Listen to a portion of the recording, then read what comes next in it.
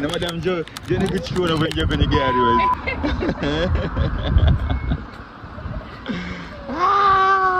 Jamani.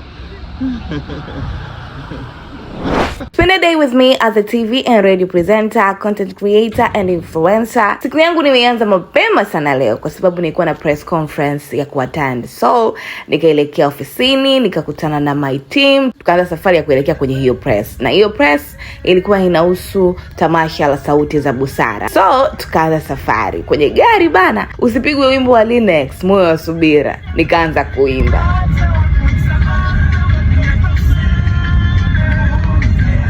But wait, why naimba wimbo kwa hisia hivi? Hakuna ashindwe. Barabarani nikaliona bango ambalo lilikuwa limeandikwa maneno ya Mungu wa Efeso. So nikaona hii ndio best bango nimeliona kuanzia siku inaanza.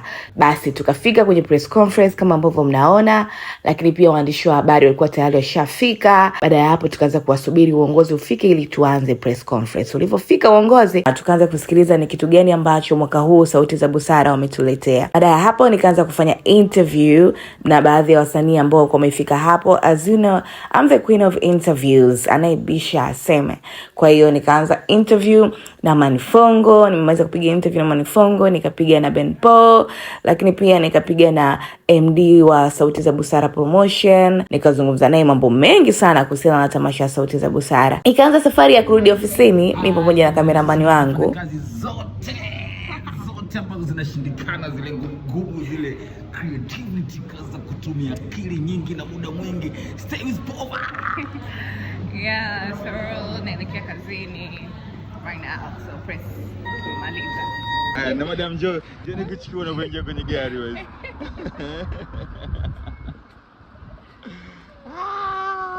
Jamani.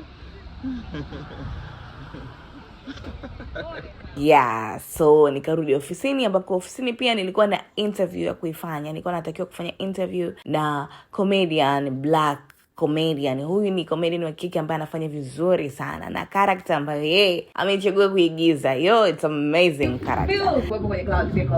Karibu sana. Unasema Nakwambia karibu kwenye Clouds TV. Bachungu msimu wake bado mpaka mwezi wa Desemba, msimu wa Bible ndo tunaubalizi.